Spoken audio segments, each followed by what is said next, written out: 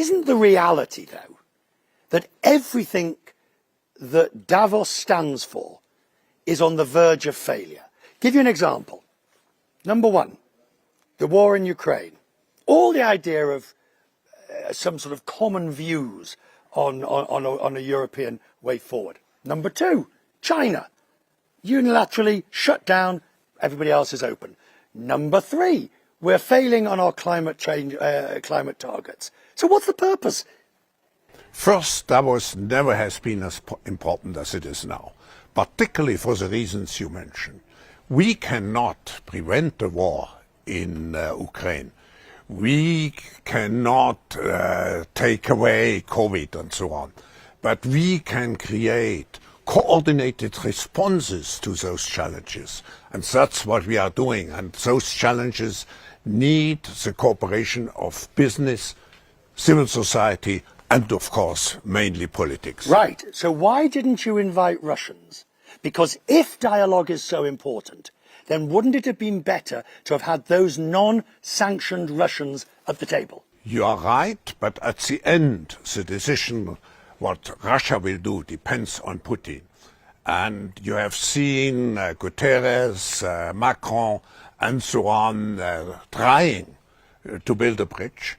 So the time is not yet ripe, but we are ready, and we have announced it as soon as the time is ripe to offer our bridge building capabilities again.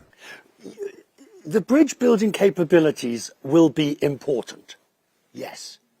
But don't you need a moment of introspection to ask, how did it go so wrong? How did, Davos, and when I say Davos, I don't mean you personally, I mean the community, spent decades trying to bring Russia into the global community and be part of the global community, only for President Putin to literally go the opposite direction and start a war.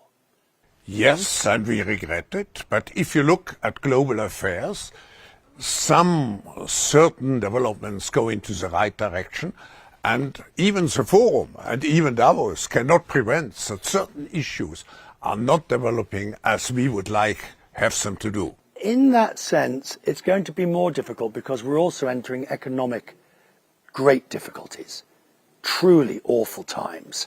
We've got inflation, the like of which we've not seen for 40 years. Yes, we have, apart from all the political conflicts, we have a global economy which is out of balance. And what I want to highlight particularly here is the consequences. We may have little influence on how the central banks decide about the future policies, but we know that if we don't change course, we will have hundreds of millions of people falling back into poverty. We have tens of millions probably dying, possibly of hunger. So this is a misery, and we have to address it. So to bring it at the forefront of our topics here, of our program, and to generate action, that's my intention.